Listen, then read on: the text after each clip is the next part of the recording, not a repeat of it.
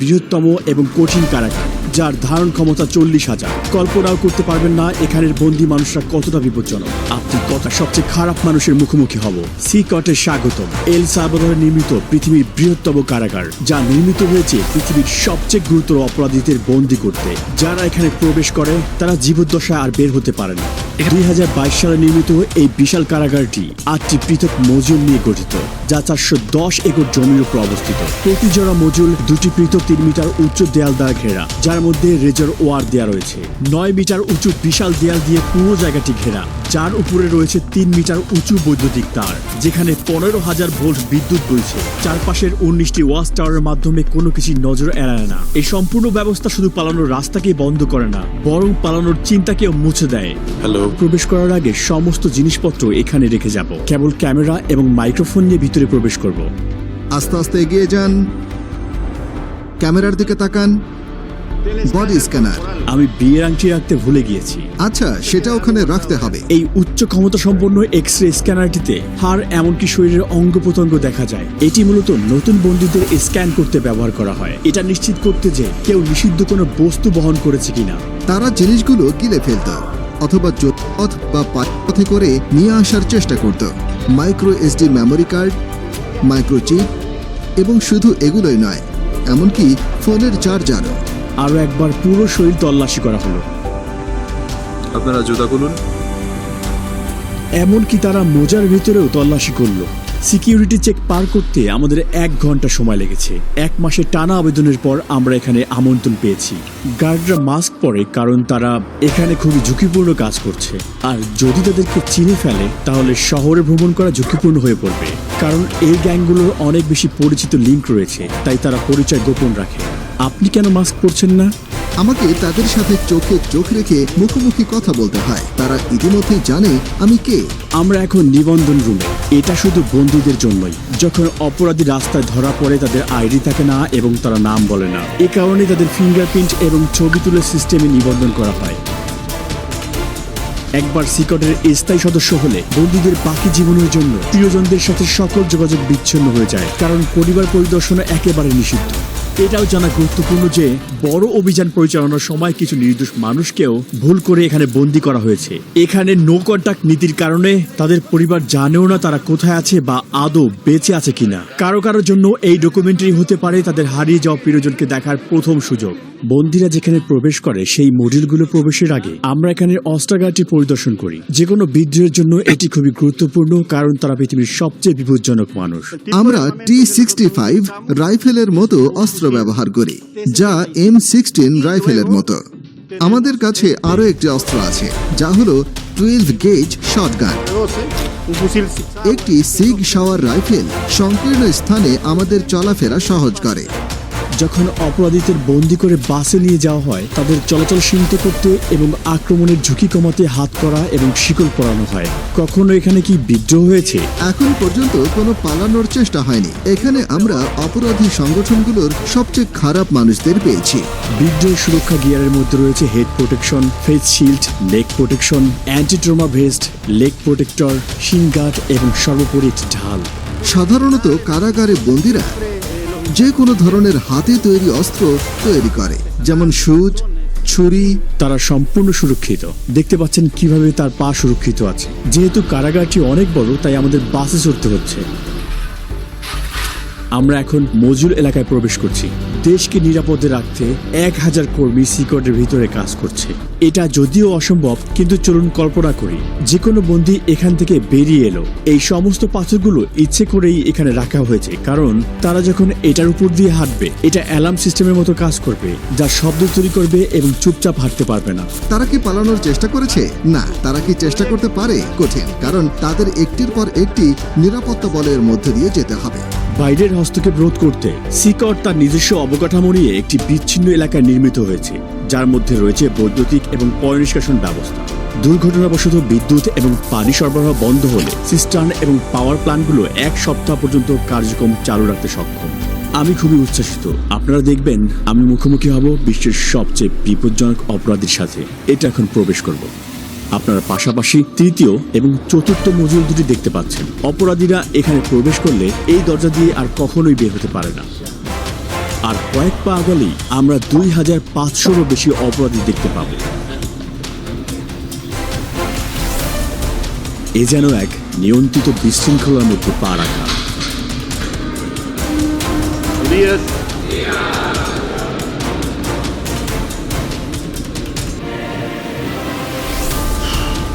খুবই উত্তেজনাপূর্ণ মুহূর্ত। তাদের চোখ আমার দিকে আর আমার পদক্ষেপ অনুসরণ করছে। তাদের সাথে আমার আই কন্ট্যাক্ট হচ্ছে।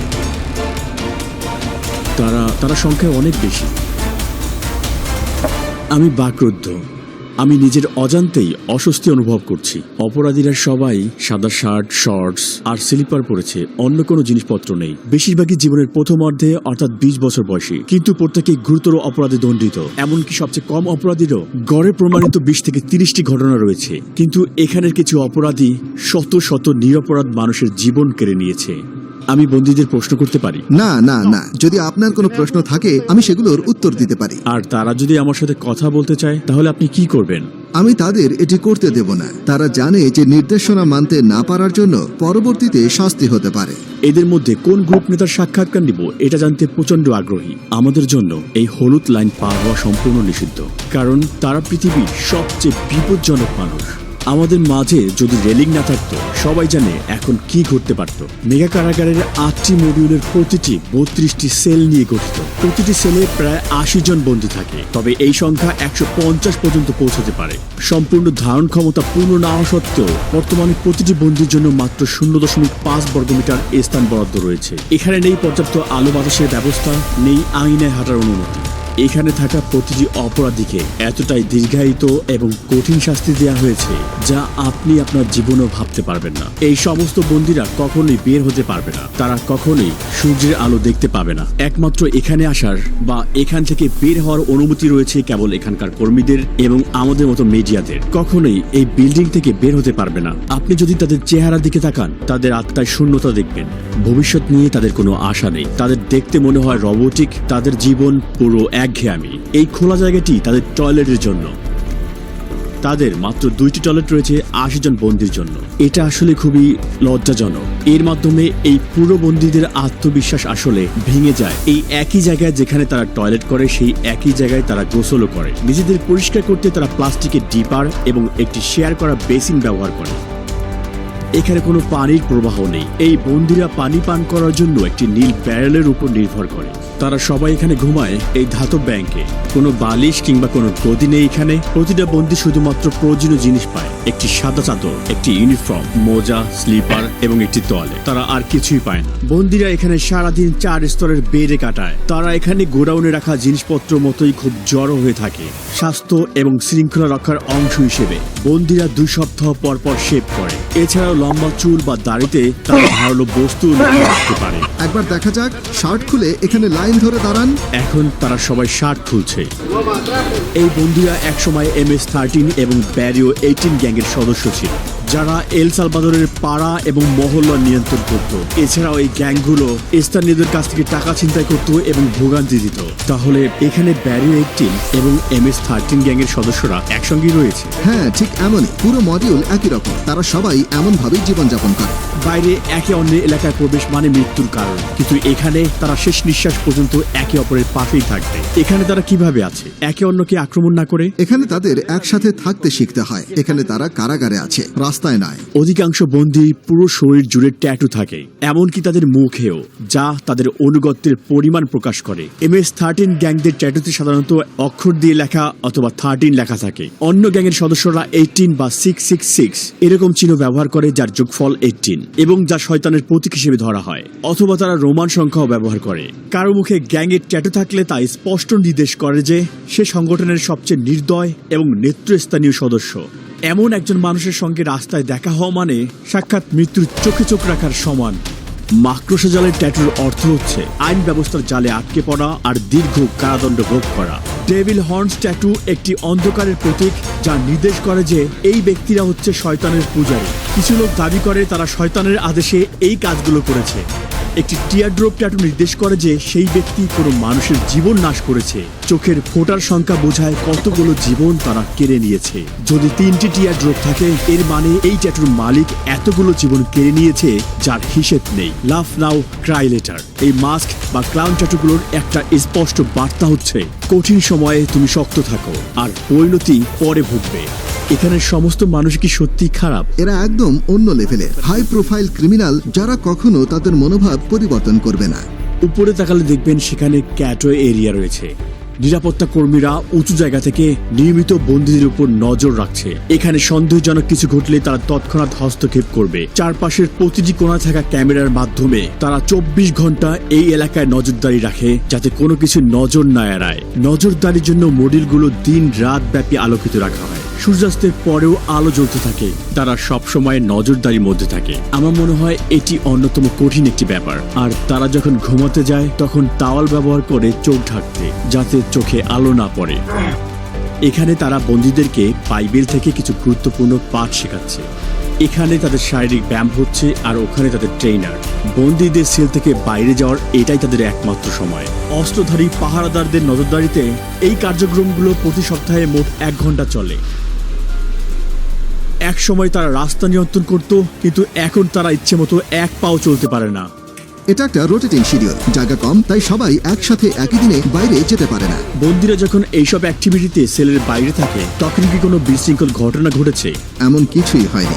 যখন আমরা সেলের ভিতরে ক্যামেরা ফোকাস করি প্রায় দেখি একজন বন্দী আস্তে আস্তে কথা বলছে। সেলের ভিতর থেকেও গ্যাং সদস্যরা বাইরে তথ্য পাঠানোর চেষ্টা করে, আর তাই আমরা তার মুখের ভঙ্গি সেন্সর করে বার্তা ব্লক করে দিয়েছি। কড়া ব্যবস্থা নেওয়ার পরও গ্যাংগুলো এখনো বাইরে শক্তিশালী। গুজব আছে তারা নিরীহ মানুষের উপর প্রতিশোধ নেওয়ার পরিকল্পনা করছে, কিন্তু তার পাল্টা হিসেবে কর্তৃপক্ষ তাদের বন্দী সদস্যের উপর আরো কঠিন পদক্ষেপ নেওয়ার হুমকি দিয়েছে। যদি ওরা এমন কিছু করে তাহলে কারাগারে একবেলা খাবারও পাবে না। সৃষ্টিকর্তার কথা, তাদের খাওয়ানোর জন্য একটি চালের দানাও থাকবে না। আর দেখি হবে তারা কতদিন টেকে। এখানে তাদের 3 বেলা খাবার দেওয়া হয়, ব্রেকফাস্ট, লাঞ্চ আর ডিনার।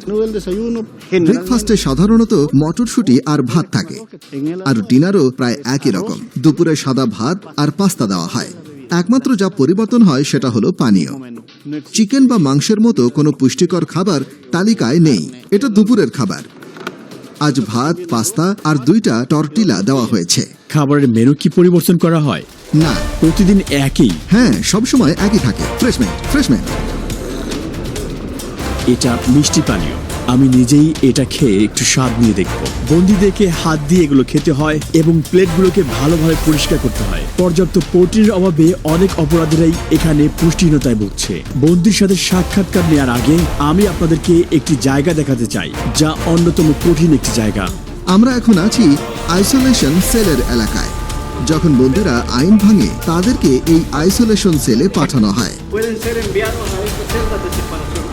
আইন অনুযায়ী আমি তাদের 15 দিনের জন্য সেলে বন্ধ রাখতে পারি। সেলের দরজা সিল করা থাকে। এই গ্রিডের মাধ্যমে আমি তাদের দেখতে পারি এবং জানতেও পারি ভেতরে কে আছে। এখানে খাবার দেওয়া হয়, আর দরজা খুলে কোনো কার্যক্রমে নেওয়ার আগে এই জায়গাটাতেই তাদেরকে আমরা হাতকড়া পরাই। আইসোলেশন সেলে স্বাগত।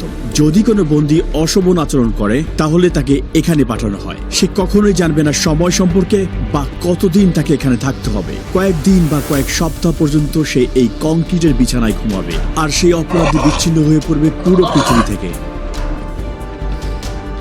এটার ভিতরে তাদের পানি সরবরাহ করা হয়। এখানে একটি পানির বেসিন রয়েছে। তারা এখান থেকে পানি নেয় আর তারা ঠিক এখানে প্রস্রাব করে। পানি খাওয়ার বেসিন এবং টয়লেট পাশাপাশি অবস্থিত। এই টয়লেটটি দেখে মনে হচ্ছে এটি খুব সদ্যই ব্যবহার করা হয়েছে, আর তাই এটি এখনো নোংরা হয়ে আছে। এখানের একমাত্র আলোর উৎস হচ্ছে এই ছোট্ট ছিদ্র, যা দিয়ে খুবই সামান্য পরিমাণ সূর্যের আলো আসে, এবং এটি বাতাসেরও একমাত্র উৎস। আপনার মতে এই আইসোলেশন রুমের সবচেয়ে কঠিন বিষয় কোনটি? ভিতরে আপনি নিজের হাতও দেখতে পারবেন না, তাই যখন কাউকে আইসোলেট করা হয় তার জন্য কিছু একটা থাকা প্রয়োজন, একটা বই অথবা কিছু একটা, যাতে তার মন শান্ত থাকে। কিন্তু এখানে তাদের সেরকম কিছুই নেই। যতই কঠিন অপরাধী হোক না কেন, এই ধরনের আইসোলেশন তাদের মানসিকভাবে ভেঙে ফেলে। এটা এখানকার অপরাধীদের জন্য জরুরি, যারা একসময় সৃষ্টিকর্তার মতো নির্ধারণ করত কে বাঁচবে আর কে মরবে। তারা ক্ষমা চাইতে পারে আর সৃষ্টিকর্তা তাদের ক্ষমা করুন, কিন্তু এখানে ভিকটিমদের প্রতি ন্যায় বিচার নিশ্চিত করা আবশ্যক, আর এটা তাদের সর্বনিম্ন প্রাপ্য। এখন আমরা সাইকো নামের একজন কয়েদির সাক্ষাৎ নিব। তার অপরাধের ইতিহাস 34 বছরেরও বেশি, আর গত 25 বছর ধরে সে একটা বড় সংগঠনের নেতৃত্ব পর্যায়ের সদস্য। 10 মিনিট। এমনকি এই বন্দির চারপাশে নিরাপত্তা দিতে 10 জন গার্ডও পর্যাপ্ত নয়। মাস্ক খুলুন। আপনার নাম কি? আমার নাম মার্ভিন এর্নস্টো। আপনার বয়স কত? 41 বছর। 41-এর মতো দেখাচ্ছে না, মনে হচ্ছে 35 বছর বয়স। এটা শুনে ভালো লাগলো, কারণ আমি মনে করি আমার বয়স বেড়ে গেছে। আপনার ট্যাটু দেখতে পারি? MS-13। আপনি কত সালে ওই সংগঠনে যোগ দিলেন? 2004 সালে, কিন্তু আমার অপরাধের রেকর্ড 11 বছর বয়স থেকেই শুরু। আপনি কিভাবে প্রথম জড়িয়ে পড়লেন? যখন কোনো ছেলের শুধুমাত্র তার মা থাকে আর সেই মা কাজেই ব্যস্ত থাকে, তখন সেই ছেলে রাস্তায় বেরিয়ে আসে, সাহায্যের জন্য কিছু খোঁজে। আমি ভাবলাম আমার মা গরিব, আমার জুতোর দরকার, কাপড় চাই, আর শুরু করলাম চুরি। তারপর বাবার মতো কাউকে খুঁজে ফিরি, কারণ আমি বাবাহীন ছিলাম, তাই গ্যাংয়ের দিকে আকৃষ্ট হলাম। একসময় একটা খুন করলাম, আর তারপর এল সালভাদর চলে এলাম জীবন পাল্টানোর জন্য। কিন্তু এখানে আরো গ্যাং ছিল, আবার একই কাজ করতে শুরু করলাম। তারপর শেষমেশ জেলে ঢুকলাম। আমি সবসময় সেই ধরনের মানুষ ছিলাম যারা কোনো কিছু মনস্থির করলে সেটাই অর্জন করতে চায়, আর আমি এখানে এসে সবকিছুই অর্জন করেছি। কিন্তু এখন আমি এখানে আছি। এভাবেই শয়তান মানুষকে পরিশোধ করে। আচ্ছা, এটা কি সত্যি এই অপরাধ সংগঠনে যোগ দিতে হলে কাউকে হত্যা করতে হয়? হ্যাঁ, আপনি কাকে হত্যা করেছেন? সেটা কি আপনার আত্মীয়? আমি সত্যিই মনে করতে পারি না কতজনকে হত্যা করেছি, কিন্তু হ্যাঁ, কারণ গ্যাংয়ের জন্য এলাকা থাকা প্রয়োজন। আমি আমার মা, বাবা, ছেলে সবকিছুই হারিয়েছি এই গ্যাংয়ের কারণে। আমি যদি USA তে থাকতাম তাহলে পরিবার নিয়ে সুন্দর জীবন কাটাতে পারতাম, কিন্তু আমরা ভুল সিদ্ধান্ত নিয়েছিলাম, যার ফল ভোগ করছি। এই জন্য আমি যুবকদের বলি, স্কুলে যাও, তোমার মা বাবার কথা শোনো, সেই মতো চলো। আমরা যেভাবে এখানে বেঁচে আছি সেরকম জীবন বানিও না, এর থেকে বের হওয়ার কোনো পথ নেই। আপনি কতজনের জীবন নিয়েছেন? 5 জন, 10 জন, কতজন? না, জেলের পরে আমি যা করেছি সে সম্পর্কে যদি আপনি কথা বলেন তাহলে হয়তো 50 জনের কিছু বেশি হবে। কখনো কখনো এটা করতে হতো। আপনি কিভাবে এত ঠান্ডা মস্তিষ্কের এবং নির্মম হয়ে উঠলেন? আমি আসলে এই প্রশ্নের উত্তর জানি না। পরিবারের সদস্যদের সাথে সারা জীবন দেখা না হওয়ার বিষয়টি আপনি কিভাবে অনুভব করেন? আমার খারাপ লাগে, কারণ আমি শেষবার আমার ছেলেকে দেখেছিলাম যখন সে 5 বছর ছিল, আর এখন সে 21। আমি তাকে দেখতে চাই, আমি তাকে বলতে চাই, এই তোমার বাবা যা করেছে সেটা তুমি করো না, একটা ভালো জীবন খোঁজো। আপনার কারণে যারা ভিকটিম হয়েছে তারা কখনো প্রিয়জনকে দেখতে পারবেন, আর আপনিও কখনো আপনার পরিবারকে দেখতে পারবেন না। কাউকে মিস করার অনুভূতি আপনি কিভাবে মানিয়ে চলেন? আমি খারাপ অনুভব করি কখনো কখনো, যেমন আপনাকে বললাম আমি বিছানায় শুয়ে অনেক কিছু চিন্তা করি, কখনো কখনো কাঁদতে থাকি আর বলি, আপনার জীবিত থাকার প্রেরণার উৎস কি? একদিন আমার জীবন পাল্টানো এবং ঈশ্বরকে খুঁজে বের করা। আমি ঈশ্বরকে বলেছিলাম, আমাকে মাফ করো, আমাকে মাফ করো আমি যা করেছি তার জন্য। আচ্ছা, অবশেষে আমরা সূর্যে আলো দেখলাম। সিকট এমন একটি জায়গা যেখানে আপনি আসতে চাইবেন না, এমনকি দর্শক হিসেবে। কিন্তু যারা সালভাদোরিয়ানদের ভিকটিম বানিয়েছে, এটাই তাদের চিরকালের বাসস্থান। এরা নিরাপরাধ মানুষদের জীবন কেড়ে নিয়েছে, তাই তারা এখন প্রতিদান দিচ্ছে। সালভাদোর সরকারের স্পষ্ট বার্তা, এখানে অপরাধ সহ্য করা হবে না এবং এর শাস্তি হবে কঠিন।